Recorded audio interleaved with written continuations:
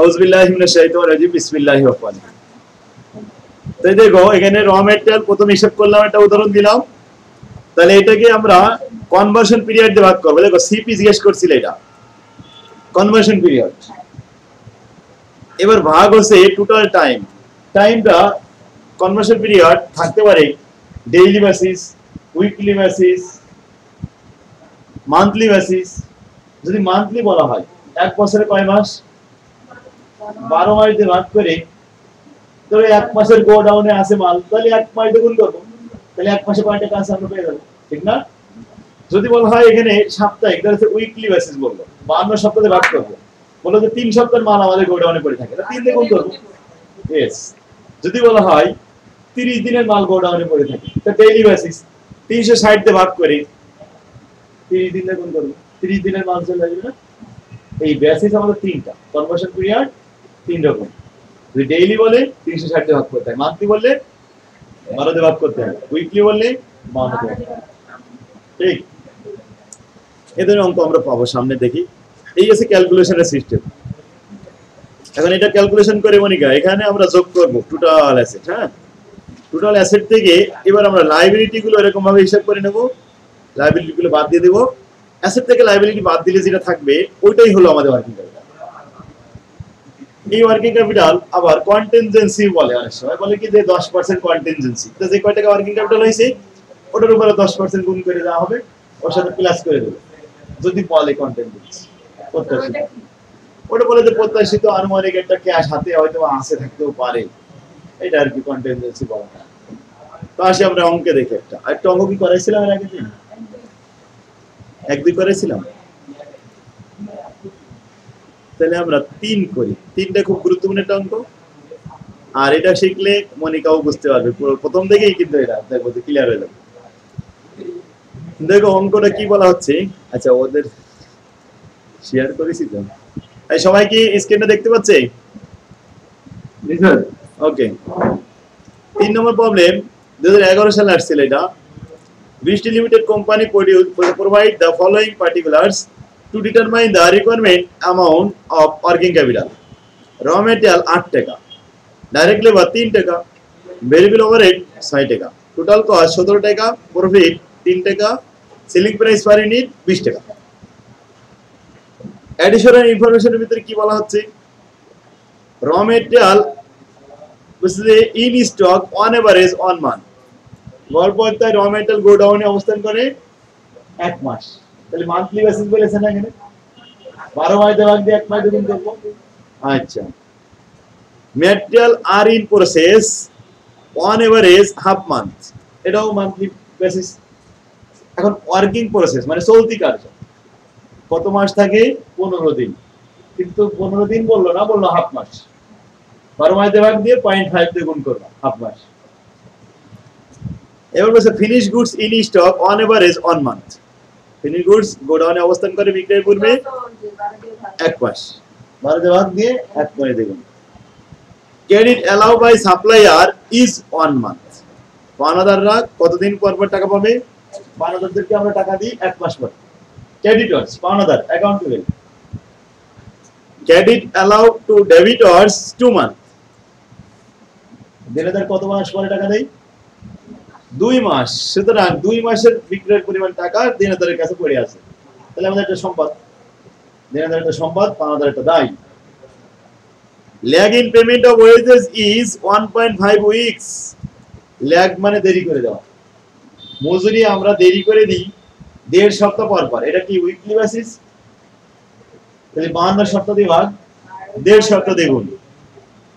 Lag in payment of overhead 1 month.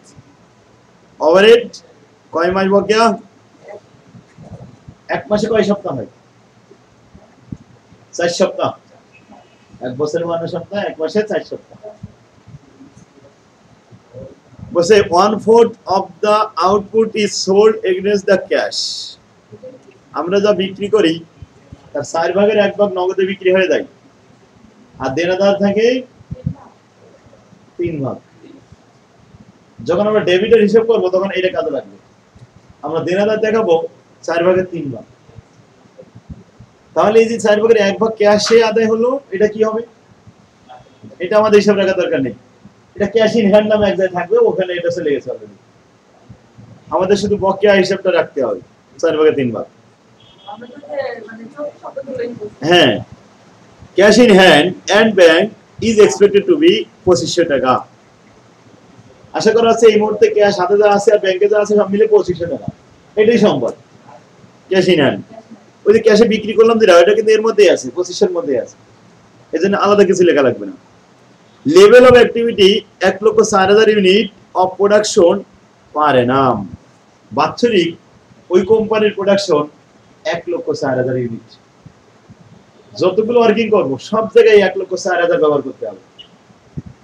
1,04,000 কে র material দিয়ে গুণ করে 52 সপ্তাহে ভাগ করব, অর্থাৎ 12 মাসে ভাগ করব, 1 মাসে গুণ করব, এই কিন্তু সেই 1,04,000 ইউনিট। এটাই কাজে লাগবে সবটা।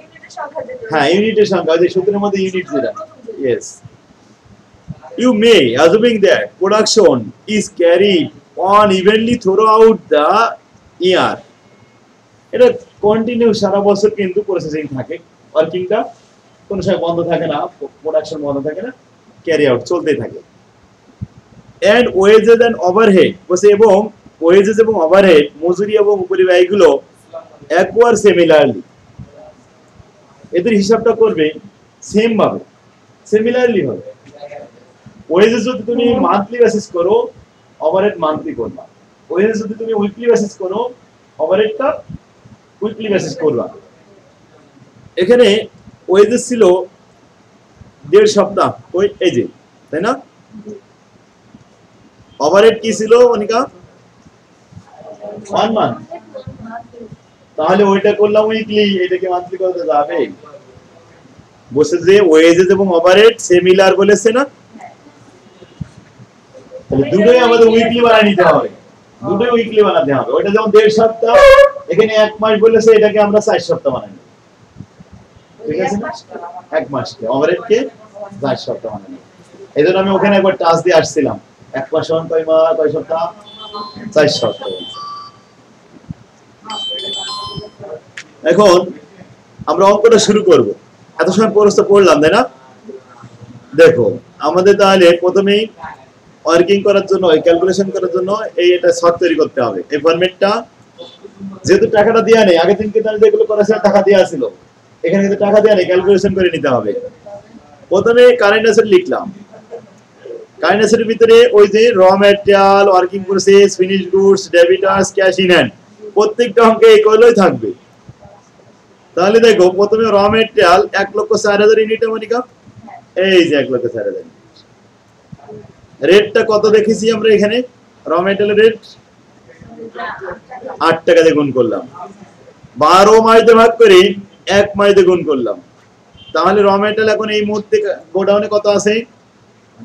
69,333 টাকা। বাস, এবার আসো ওয়ার্কিং প্রসেস, যেটা চলতি কার্য, ফিনিশ হয়নি এখনো।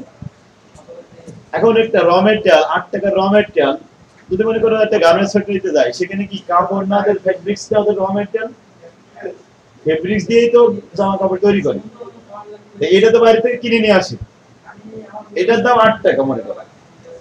এবার লেবারদের হাতে ওটা দিলাম, তোমরা কাজ করো, কাজ করা শুরু করলো, এটা প্রসেসিং এ চলবে। কারখানা যখন কাপড় ঢুকে যায়, ফিনিশ হতে হতে 15 দিন লাগবে, হাফ মাস বলে থেকে। 15 দিনের র ম্যাটেরিয়াল ওয়ার্কিং অবস্থায় এই কারখানার ভিতরে ঘুরে বেড়াচ্ছে। তাহলে এটা আমাদের হিসাব করতে হবে, কি পরিমাণ র ম্যাটেরিয়ালের মধ্যে আছে, কি পরিমাণ ওয়ার্কিং প্রসেস আছে, হিসাব করতে হবে। কয় টাকা হয়েছে হিসাব করতে হবে। এখন কাজ যখন শুরু করে দেয়, তখন তো লেবারের বেতন দিতে হয়। তবে হ্যাঁ, লেবারের কিন্তু ফুল বেতন আমরা হিসাব করবো না, কারণ ফিনিশ না হওয়া পর্যন্ত কোনো ফুল বেতন নেই, ঠিক না? যেটা শুরু করেছে অর্ধেক হয়েছে, হয়তো 90% হয়ে গেছে, ফিনিশ তো আর হয়নি। গড় পথটাই আমরা ধরবো 50%, লেবার খরচ 50%, ওভারহেড 50%, ওভারহেড আর লেবার একসাথে। তাহলে আমরা ওয়েজেসের একটা রেট বানাচ্ছি। দেখো, র ম্যাটেরিয়াল কত ছিল মনিকা? 8 টাকা। আচ্ছা, লেবার কত ছিল? 3 টাকা, এর অর্ধেক 1.5 টাকা, 50% ধরবা। আর ওভারহেড ছিল 6 টাকা, এর অর্ধেক কত? 3 টাকা 1.5 টাকা, 4.5 টাকা আর 8 টাকা, 12.5 টাকা হয় কিনা? এটা আমি নিচে লিখে দিছি, দেখো এই যে 12.5 টাকা।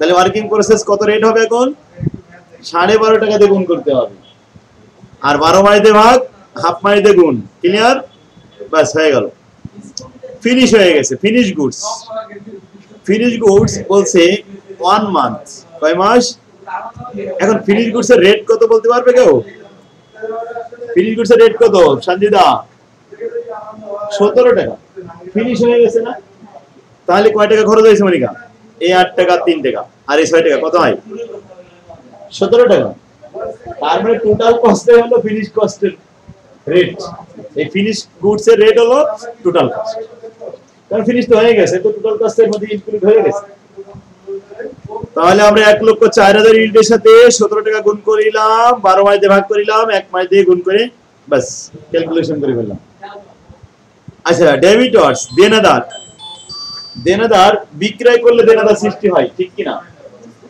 কিন্তু ওয়ার্কিং ক্যাপিটালের একটা ধর্ম আছে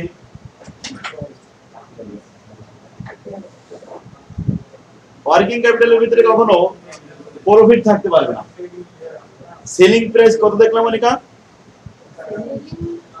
20 টাকা প্রফিট কত 3 টাকা এই বিক্রয়ের মধ্যে ওয়ার্কিং ক্যাপিটাল করার সময় কখনো প্রফিট রাখা যাবে না তাহলে 20 টাকা তো 3 টাকা বাদ দাও 17 টাকায় থাকে তাহলে দেনাদারের রেট 17 টাকা লিখতে হবে অ্যাকচুয়ালি যে স্টুডেন্ট জিজ্ঞেস করা হয় দেনাদারের রেট কত সে কিন্তু বলবে বিক্রয় প্রাইস কখনো কস্ট প্রাইস বলবে না তো বিক্রয় করলে তো দেনাদার সৃষ্টি হয় ঠিক না কিন্তু ওয়ার্কিং ক্যাপিটাল করার সময় এটা মনে রাখতে হবে প্রফিটটা বাদ দিয়ে লিখতে হবে তাহলে ডেবিটরের রেট আমরা এখন 17 টাকা লিখতে পারি কিনা ঠিক আছে 12 মাস দিয়ে ভাগ 2 মাস দিয়ে গুণ কনভার্সন পিরিয়ড কত বলেছিল 2 মান্থ কয় মাস ডেবিটর 2 মাস এখন সাথে আমি এটা 3/4 লিখেছি কেন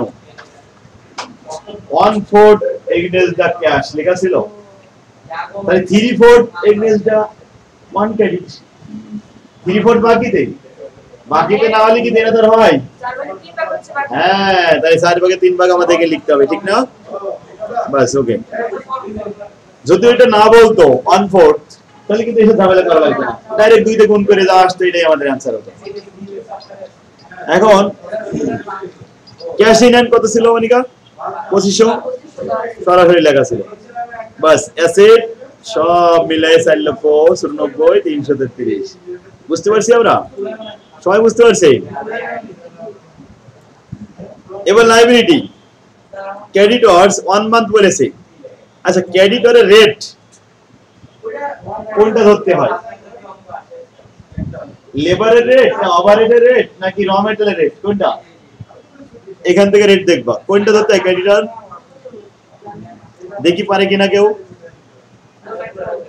আসলে ক্রেডিটর সৃষ্টি হয় কোথা থেকে ক্রয় করলে কি ক্রয় করলে র মেটেরিয়াল ক্রয় করলে সুতরাং ক্রেডিটর হবে র মেটেরিয়ালের রেট সব সময় আর ওয়েজেস তো lagging payment of wages labour overhead তো ওভারহেড আলাদা রেট তাই না সুতরাং ওই রেটটা হবে ওই র মেটেরিয়াল রেটটাই হবে ক্রেডিটরের রেট বিক্রি করলে যেমন দেনাদার হয় ফিনিশ গুডসে লিখছি আমরা ক্রয় করলে পাওনাদার সিস্টেম তাহলে ক্রেডিটরের রেট আমরা কত লিখতে যাচ্ছি 8 টাকা 12 মাস দিয়ে ভাগ 1 মাস দিয়ে গুণ ল্যাগিং পেমেন্ট অফ ওয়েজেস 3 টাকা লেখা ছিল এখন উইক বলা ছিল 1.5 সপ্তাহ তাহলে কত সপ্তাহ দিয়ে ভাগ করব 52 দিয়ে ভাগ 1.5 সপ্তাহ দিয়ে গুণ ল্যাগিং পেমেন্ট অফ ওভারহেড 6 টাকা রেট তো 6 টাকা এখন বলছে যে 1 মান্থ তাহলে তো 12 মাস দিয়ে ভাগ করে 1 মাস দিয়ে গুণ করার কথা আমাদের কিন্তু আবার লাস্টে একটা লাইন আমাদের কি বললো ওয়েজে যা লিখবা ওভারহেড কিন্তু সিমিলার লিখবা তাহলে 1 মাস মানে এখন 4 সপ্তাহ সুতরাং 52 দিয়ে ভাগ করে 4 সপ্তাহ দিয়ে গুণ করতে হলো ঠিক তো ওই মাসটা কি সপ্তাহ বানানো ঠিক আছে মাস মানে 4 সপ্তাহ 1 মাস আর ওখানে আমরা লিখলাম কেন ওখানে বলে দেছে যে ওয়েজে জানলে ওভারহেড আর সিমিলার একই ভাবে লিখতে হবে একবার তো সিমিলারলি এর বলেছিল না আচ্ছা যাক দায়গুলো পেয়ে গেলাম অ্যাসেট থেকে লায়াবিলিটি বাদ দিলাম এই যে মনিকা এই অ্যাসেট আর এই লায়াবিলিটি মাইনাস করার পরে কত হইছে 3,68,000 এটা আছে বাস ওয়ার্কিং ক্যাপিটাল হয়ে গেছে কি সহজ আছে হ্যাঁ এখন আমাদের এই সম্পদগুলো ধারাবাহিকভাবে লিখতে হবে এই লাইব্রেরি গুলো লিখতে হবে, এগুলো কনভার্সন পিরিয়ড উপরে দেয়া থাকবে, বাস অঙ্ক হয়ে গেল। আরেকটা অঙ্ক দেখাই। এই কারোর কোনো সমস্যা হয়েছে? মিমরা আসেনি, মিম আসেনি, জিম আসেনি, কেউ তো নেই। হয়ে গেল সব? হ্যাঁ তাই তো দেখছি। লিঙ্ক তো আমি দিছি, লিঙ্ক তো চলে গেছে।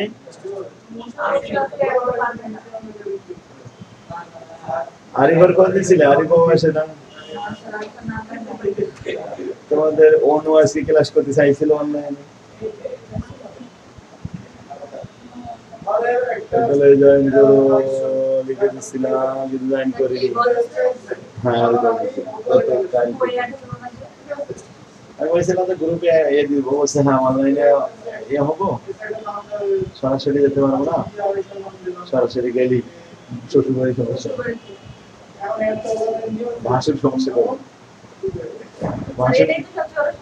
ভাষণ নিষেধ করেছে, যাও আন্তরিক দেখি না তো পারি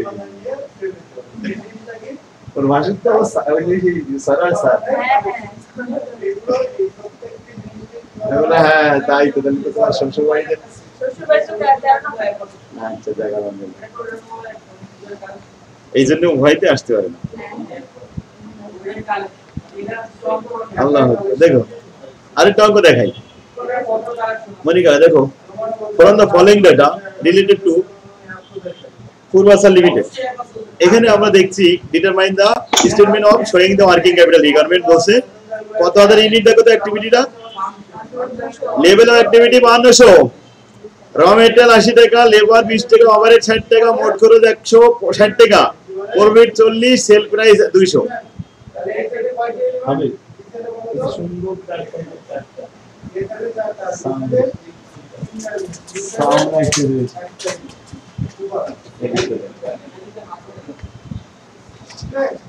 এখন দেখো আমাদের এখানে কি কি আছে, raw material, remaining stock, on average 1 month, conversion period 1 মাস, এখানে বলা থাকবে। ম্যাটেরিয়াল রিমাইনিং ইন প্রসেস মানে working process, on average for half month, কত মাস, তাহলে ওয়ার্কিং প্রসেস হাফ মাস। Finish goods in stock for average 6 weeks, এটা সপ্তাহ বলেছে না, কততে ভাগ করবা, 12 তে ভাগ 6 তে গুণ। Credit allow by creditors is 1 month, creditor মানে পাওনাদার, 12 মাস দিয়ে ভাগ করে 1 মাস দিয়ে গুণ। Credit allow to debtors is 2 month, দেনাদার 12 মাস দিয়ে ভাগ করে 2 মাস দিয়ে গুণ। Lag in payment of wages 1.5 weeks, 1.5 সপ্তাহ, তাই 52 সপ্তাহে ভাগ করে 1.5 সপ্তাহে গুণ। Cash in hand is expected to be 73,000। একটা কনভার্সন পিরিয়ড এখানে পেলাম না, lag in payment of overhead কিন্তু নাই, তাহলে ওভারহেড না থাকলে ওভারহেড দেব না, নেই বলেই তো তারা দেয়নি, সুতরাং দেওয়ার দরকার নেই। আচ্ছা তাহলে আমরা এখন অ্যানসারটা শুরু করে দিই। দেখো ম্যাটেরিয়াল 5280 টাকা করে, তাই তো, সেম কথা কিন্তু আগে 8 টাকা ছিল, এবার 80 টাকা, 3 টাকা জায়গায় 20 টাকা, 6 টাকা জায়গায় 60 টাকা, এই তো, আর তো কোনো পরিবর্তন নেই, কাঠামো তো সব ঠিক আছে, শুধু ফিগারটা একটু চেঞ্জ হয়েছে বাস। তাহলে raw material, working process, finish goods, debtor. এবার আসো দেনাদারের ওখানে 1/4 ক্যাশ, এই কথাটা কিন্তু লেখা ছিল না, সুতরাং ওই ঝামেলাটা নেই। আচ্ছা যদি বলতো 25% ক্যাশ, তাহলে কত পার্সেন্ট দিতে, 75%।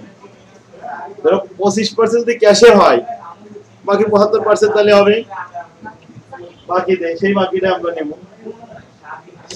এবার আসে ক্যাশ ইন হ্যান্ড যা আছে ওটা বহাই দিছি, বাস অ্যাসেট তো হয়ে গেছে। লায়াবিলিটি, ক্রেডিটরস, পাওনাদার, lag in payment of wages, মজুরি, ওভারহেড নেই, বাস ওকে শেষ। অঙ্ক তো শেষ, অঙ্ক ইজি না, মানে কি সহজ লাগলো না কঠিন লাগলো তোমার?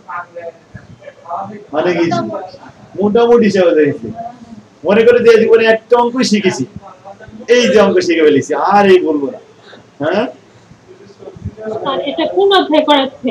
এটা আমাদের 7 নম্বর অধ্যায়, ফিনান্সিয়াল ম্যানেজমেন্ট।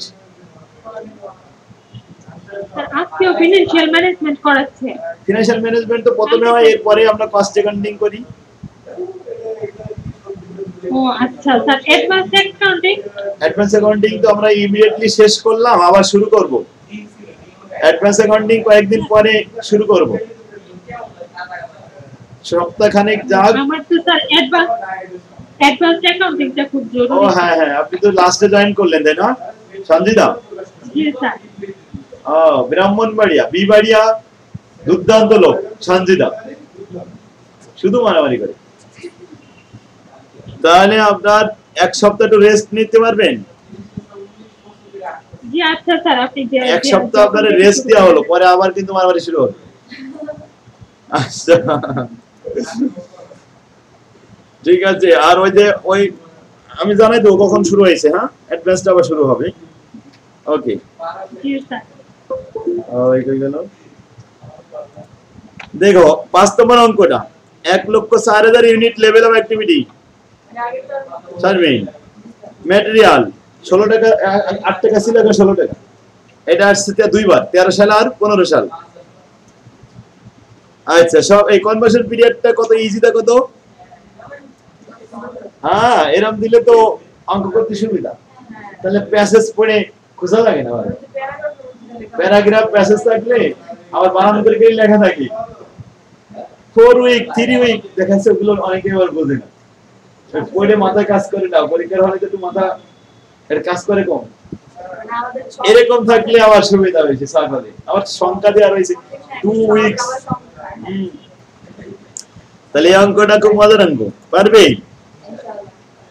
6 নম্বর, এখানেও সহজ অঙ্ক। দেখ, লেভেল অফ অ্যাক্টিভিটিটা লাস্টে দেওয়া হয়েছে 1,50,000 ইউনিট। ফার্স্টে লাস্টে যে কোনো একটা দেওয়া থাকবে, পারবে মনিকা?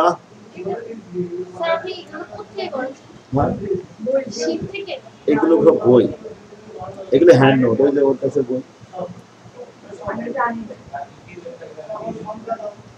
তাহলে দেখো, একই যে অঙ্কগুলো সব বোর্ড প্রস্তুত সব সাজানো রয়েছে না, এইগুলোই করে আসতে হবে। এখন আমরা এখান থেকে কি 10টা অঙ্ক দিব? 3 থেকে 10 একই অঙ্ক তো দিয়ে দেন, 3 থেকে 10 দিয়ে দেন। হ্যাঁ, একটু আগে যেতে হবে। 3 থেকে 10 দিয়ে দেন, যে পারবে না সে কিন্তু বলতেছে। হ্যাঁ হ্যাঁ, এই সবাই পারবে তো? আজকে কিন্তু লোক নেই, তিথি কথা বলে না। জি স্যার, পারবো। ওকে, জাযাকাল্লাহ। তাহলে আজকে 10 পর্যন্ত থাকলো, দেখি কে কে পারে আর কে কে পারে না, কার কোনটা সমস্যা আগামী দিন দেখলে বুঝতে পারবো। হ্যাঁ, এতদিন কিন্তু 5টা করে অঙ্ক দিছি, আজকে 10টা দিলাম, ঠিক না? 3 × 8টা দুটো অঙ্ক হয়েছিল। যাক, 10টা অঙ্ক দিয়ে দিলাম। নেক্সট আসি কস্ট অ্যাকাউন্টিং। কস্ট অ্যাকাউন্টিং শুরু হবে কোন অধ্যায়? প্রথম শুরু হবে। হ্যাঁ, প্রথম অধ্যায় তো থিওরি, দ্বিতীয় অধ্যায় থেকে শুরু, মানে অঙ্ক প্রথমেই। 10টা অধ্যায় আছে আমাদের, 2 নম্বর অধ্যায় থেকে অঙ্ক শুরু। 2 বলেছি বলে 2টো পেজ হয়ে গেছে। 3 বললে 3 হয়ে যাচ্ছিল, তাই না? কম্পিউটারে আমার কথা শুনে ওর মুখস্থ হয়ে গেছে, যা বলি তাই দিয়ে দেয় এখানে।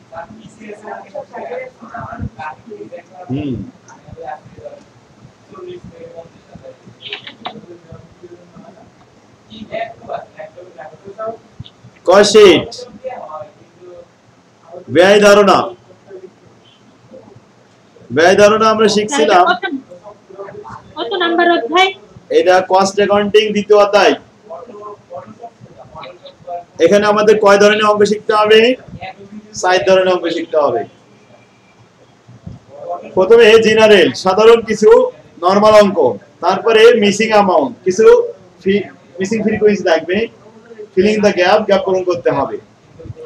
3 নম্বরে টেন্ডার কস্ট শীট, দরপত্র। 4 নম্বরে material use of ratio, material use of ratio, অনুপাত। দেখাতে হবে। তো আসো জেনারেল শিখাই। আমরা জানি একটা উৎপাদন ব্যয় করতে গেলে প্রথমে কি লাগে? কাঁচামাল, র ম্যাটেরিয়াল, তাই না? এরপরে লাগে লেবার। র ম্যাটেরিয়ালের সাথে লেবার যোগ করলে প্রাইম কস্ট, মুখ্য ব্যয়। তারপরে ফ্যাক্টরি ওভারহেড, যেটা আমরা এর আগে অঙ্ক ফিনান্সে শিখলাম ওইরকমই কিন্তু। তো লেবারের সাথে এই প্রাইম কস্টের সাথে যখন এই ফ্যাক্টরি ওভারহেড যোগ করব তখন ওর নাম হয়ে যাবে প্রোডাকশন কস্ট। এই প্রোডাকশন কস্টের সাথে ওয়ার্কিং প্রসেস, ওখানে যেটা শিখলাম ফিনান্সে, ওই ওয়ার্কিং প্রসেস ওপেনিংটা যোগ, ক্লোজিংটা বিয়োগ করলে ম্যানুফ্যাকচারিং কস্ট হয়ে যাবে। ম্যানুফ্যাকচারিং কস্টের সাথে সেলিং আর অ্যাডমিন যোগ করলে টোটাল কস্ট অফ সেল চলে আসবে। এবার টোটাল কস্ট অফ সেলের সাথে প্রফিট যোগ করলে সেলিং প্রাইস হয়ে যাবে। বাস অঙ্ক হয়ে গেল। এই হলো ব্যয় তালিকা। এই ধারাটা যার মাথায় থাকবে সে খুব সহজে অঙ্ক করতে পারবে। ধারাবাহিক ভাবে না বলতে পারলে কার ছেলে কার কোলে দিয়ে বসে থাকবে, দেখেছে যে আগেরটা পরে পরেরটা আগে দিবে। হ্যাঁ, আচ্ছা, স্ক্রিন দেখা যাচ্ছে না। এই স্ক্রিন দেখা যাচ্ছে না।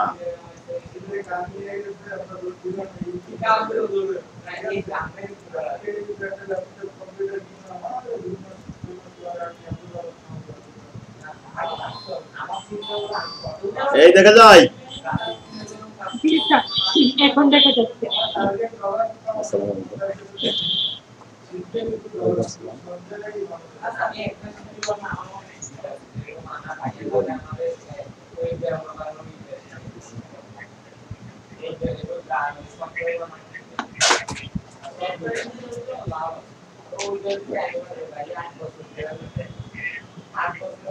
আছে। আপনি আমার মেসেঞ্জারে নোট করেন, আমি তো ক্লাস নিচ্ছি তো আর কথা বলতে পারতেছি না, ক্লাসে আপনি আমার মেসেঞ্জারে ক্লাস করেন, আমি এটা হোয়াটসঅ্যাপ আছে, এই হোয়াটসঅ্যাপে আপনি মেসেজ করেন যে স্যার আমাদের লাগবে ভিডিও, কি কি ভিডিও লাগবে লিখে। আসসালামু আলাইকুম। Come to the point.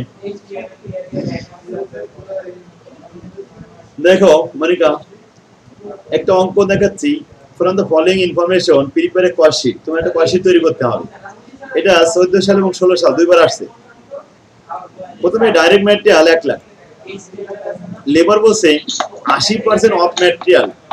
ম্যাটেরিয়ালের 80%, material কত? তার 80% 80,000। তাহলে এই দুটো মিলে 1,80,000 টাকা হয় না? এটাই মুখ্য ব্যয়, এটা প্রাইম কস্ট। এবার বলছে ফ্যাক্টরি ওভারহেড 50% অফ লেবার।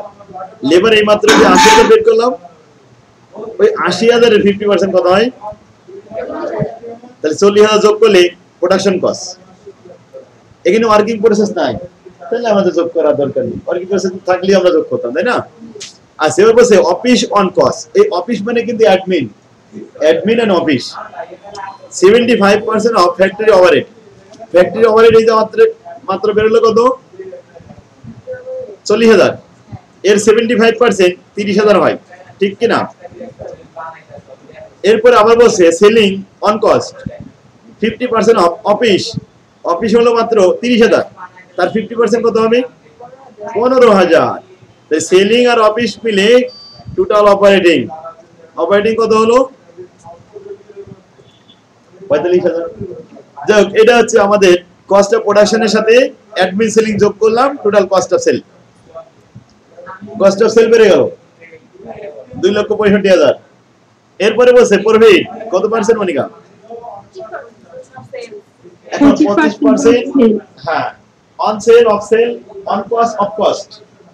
এখন কস্ট বলেছে নাকি সেল বলেছে এটা ফলো করতে হবে। কিন্তু যদি সেল বলে তাহলে কি করতে হবে? আমরা জানি যখনই বলবে অন সেল তাহলে সেল 100, আর 25% হলো প্রফিট, আর 75 হলো কস্ট। এখন আমাদের সামনে যেটা বের হয়েছে এটা কি সেল না কস্ট? এটা তাহলে এইটা হলো 75 এর সমান। এটাকে 75 দিয়ে ভাগ করে 25 দিয়ে গুণ করলে প্রফিট বের আসবে, ঠিক আছে? যদি বলতো অন কস্ট 25% অন কস্ট, তাহলে ডাইরেক্ট ওই টাকার উপরে 25% গুণ করে চলে যেতাম, কোন এই যে ভাগটা করা লাগতো না, ঠিক না? কারণ বলছে অন সেল বা অফ সেল। তো সেল যখন বলবে, সেল তো আমার নেই, আমার তো সেল হবে কখন? প্রফিট যোগ করার পরে। যোগ করার আগে তো আছে কস্ট, সুতরাং কস্ট কত? 75। তো 75 দিয়ে ভাগ দিয়ে 25 দিয়ে গুণ। অনেকে এটা বোঝে না, কখন যেন ভাগ করে কখন যেন গুণ করে এই পরিশ্রম আদায় করে, ঠিক না? এখন কি ক্লিয়ার হয়েছে? হ্যাঁ, এখনো সবার ক্লিয়ার না, অনেক সময় আবার যদি জড়ায় যায় তো জিজ্ঞেস করবা, তাহলে আমি আরেকবার বলবো, দুইবার তিনবার শুনতে শুনতে এক সময় মাথায় ঠিক হয়ে যায়। কিন্তু তোমরা মনে করলে স্যার আবার 12 জন জিজ্ঞেস করলে, আবার যদি জিজ্ঞেস করি স্যার বকা দেবে, না বকা দেওয়ার কথা না, এটা এই কথা কিন্তু রেকর্ড হয়েছে। আচ্ছা আলহামদুলিল্লাহ। হ্যাঁ শোনো, যে জিনিসটা ভুলে যাবা ওই জিনিসটা আমার কাছে জিজ্ঞেস করবা, যদি আমি ওইটা উত্তর তোমারে দিয়ে দিই সারা জীবন ওই ভুলটা আর হবে না, কারণ স্যারের কাছে শুনেছে না, ওর সারা জীবন মনে থাকবে। এটা পারা জিনিস স্যারের কাছে না শুনলে কিন্তু অনেক নিজে নিজে ভুলে যায়, আর যেটা পারে না ওইটা যদি স্যারের কাছে শুনে নেই আর জীবনে বলে না, ওইটা সারা জীবনের জন্য মনে থাকে যে এইটাই তো জিজ্ঞেস করে মানুষের বকাও খাইছে। হ্যাঁ দেখেছি কি স্যার একটু বকাও দিয়েছে তোমার, জিজ্ঞেস করেছিলে বই। আচ্ছা আলহামদুলিল্লাহ, আমরা বকা দিই না। এখন আমাদের এখানে তাহলে প্রফিট যোগ করে দিলাম বা সেল হয়ে গেল, অঙ্ক শেষ। কি অনেক ইজি না? এইটা সবচেয়ে মজার বিষয়, এই অধ্যায়টা 2 in 1। এই অধ্যায়টা এক হচ্ছে আমাদের ম্যানেজমেন্ট অ্যাকাউন্টিং এর 2 নম্বর অধ্যায়, আবার কস্ট অ্যাকাউন্টিং এর 2 নম্বর।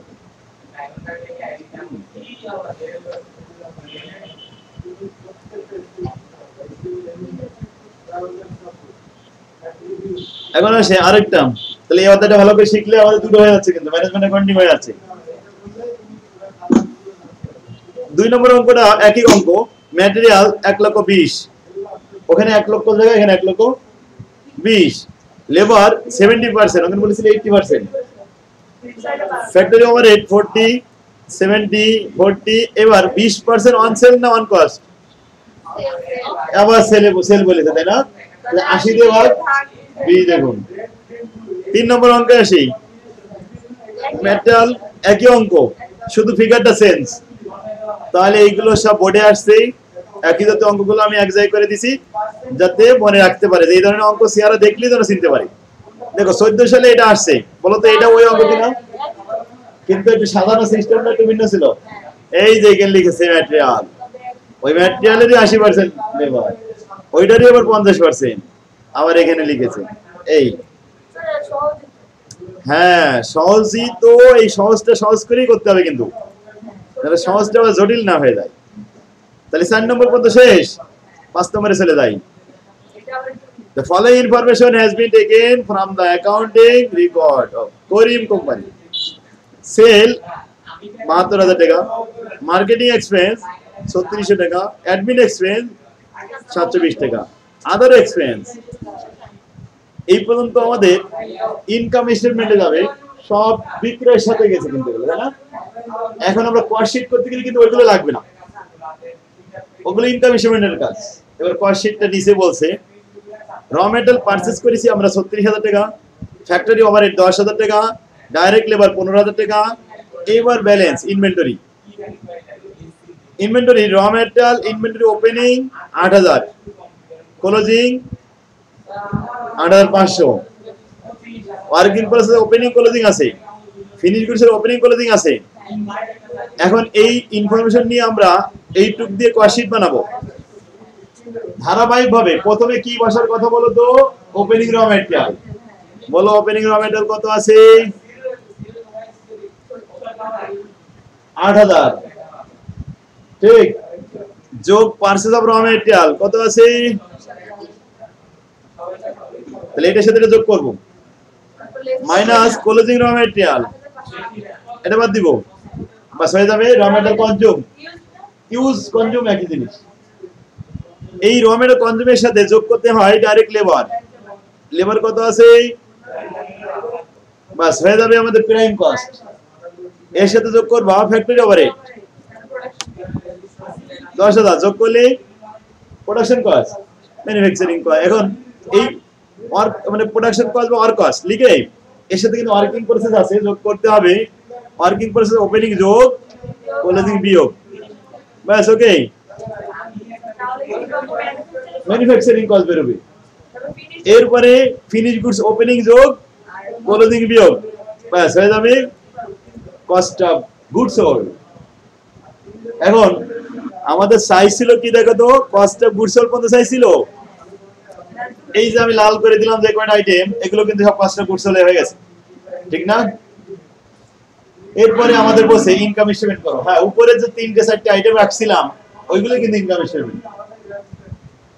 তাহলে আমরা কস্ট অফ গুডস সোল্ড যে বললাম এটা আমি একটু দেখাই।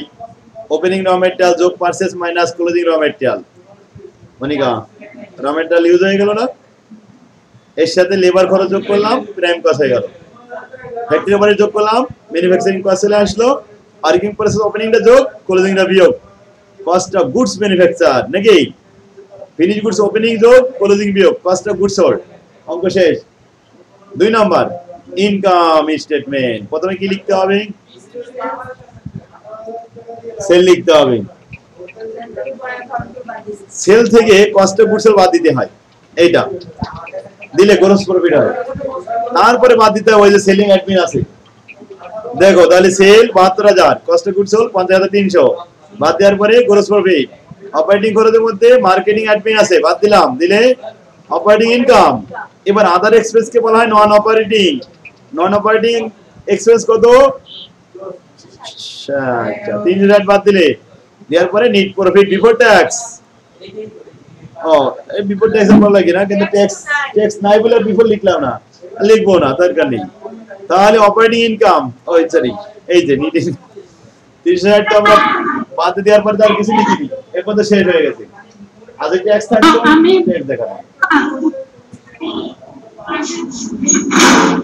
এই শান্তিটা এত ডিস্টার্ব করে না, বোঝে কম। তাহলে আমরা কি বুঝতে পারছি অঙ্ক? কষ্ট বুঝা গেছে? অনেক অঙ্ক বুঝে গেছে আলহামদুলিল্লাহ। হ্যাঁ সবাই বুঝতে পারছে?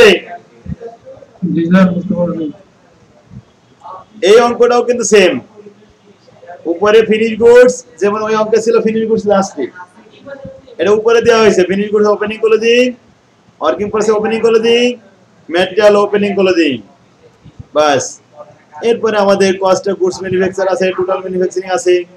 এখন এই অঙ্কটায় আসলে সবই দিয়ে দিয়েছে, হ্যাঁ সবই দিয়ে দিয়েছে না, একটা জিনিস কিন্তু দেয়নি, এখানে কিন্তু ব্যাক ক্যালকুলেশন করতে হবে। দেখো ঘটনা আছে বলছে যে ডাইরেক্ট লেবার কস্ট কই, তোমার লেবার কস্ট বের করো। এখন ধারাটা একটু বলি, প্রথমে র মেটাল কনজিউম, তার সাথে লেবার কস্ট যোগ করলে প্রাইম কস্ট, প্রাইমের সাথে ফ্যাক্টরি যোগ করলে প্রোডাকশন কস্ট। এখন এখানে কিন্তু দেয়া আছে টোটাল ম্যানুফ্যাকচারিং কস্ট, মানে প্রোডাকশন কস্ট দেয়া আছে।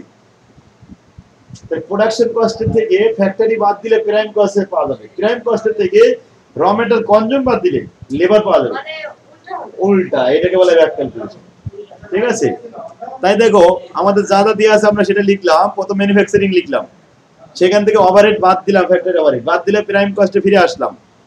প্রাইম থেকে র মেটাল কনজিউম এখানে লেখা ছিল, র মেটাল ইউজ বাদ দেওয়ার সাথে লেবারের উত্তর বেরিয়ে আসছে, বাস আনসার হয়ে গেছে। এখানে কি মুখস্থ করা জিনিস? যদি ওইগুলো ভালো সিকোয়েন্স মনে থাকে তাহলে এটা করা সম্ভব, নাইলে এটা দেখা যাচ্ছে ছোট বলে মুখস্থ করে ফেলালে, ব্যক্তিগত গাইড থেকে মুখস্থ করে ফেলালে, কিন্তু এটা কি মুখস্থ করে রাখবে? মুখস্থ করে কাহিনী না। ডাইরেক্ট ম্যাটেরিয়াল পারচেজ, আচ্ছা কেন পারচেজ জিজ্ঞেস করলো তোমাকে? কারণ এখানে ইউজ দেওয়া রয়েছে, পারচেজ নেই। এখন দেখো পারচেজ বের করা সহজ। আমরা একটা জিনিস শিখেছি, র মেটাল ওপেনিং যোগ পারচেজ মাইনাস ক্লোজিং, র মেটাল ইউজ হয়ে যায়, তাই না? এবার ইউজ থেকে যদি আমি ব্যাকে যাই তাহলে পারচেজ বের করা যাবে, ইউজ দেওয়া ছিল এখানে। তাহলে ইউজ থেকে এবার যেটা যেটা যোগ করি সেটা বিয়োগ করবো। ক্লোজিংটা বিয়োগ করেছিলাম ওটা যোগ করবো, ওপেনিংটা বিয়োগ যোগ করেছিলাম ওটা বিয়োগ করবো, বাস পারচেজ হয়ে যাবে, ঠিক না? ব্যাকে চলে আসতেছি, দেখো র মেটাল ইউজ দেওয়া রয়েছে 1,93,000, ক্লোজিং যেটা বিয়োগ করেছি ওটা করলাম যোগ, আর ওপেনিং যেটা যোগ করেছিলাম ওটা করলাম বিয়োগ, বাস র মেটাল পারচেজ বের আসবে। কি সহজ না? এখন সহজ হয়ে গেছে। 7 পর্যন্ত চলে আসছি। এই দেখো এই অঙ্কটা কিছুক্ষণ আগে আমরা ইনকাম স্টেটমেন্ট করলাম না, 72,000 টাকা, তার মানে 5 নম্বর অঙ্ক। এই যে ঠিক না, এইটা শখের মধ্যে ছিল, এইটা শখ ছাড়া এলোমেলো দিল, তাই তো? এখানেই দিয়েছে ওপেনিং ক্লোজিং, পারবে মনিকা? 7 পেরে যাবে। এবার 8 8ও একই কথা। দেখো উপরে inventory opening closing, raw material opening closing, purchase of material, raw material, direct labour cost, factory overhead, কি চাইছে জানো? শর্ট ইনফরমেশন দিয়েছে তো, দিয়ে বলছে prepare the cost of goods manufacture. Cost of goods sold বের করতে গেলে ফিনিশ গুডস লাগে, ওরা তো ফিনিশ গুডস দেয়নি, এই জন্য ম্যানুফ্যাকচার বন্ধ রেখে দিয়েছে।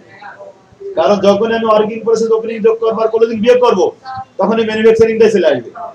এইটুকুই দিয়েছে ওরা, দিয়ে বসে এটা দেখাও 14 সালে আসছিল এরা।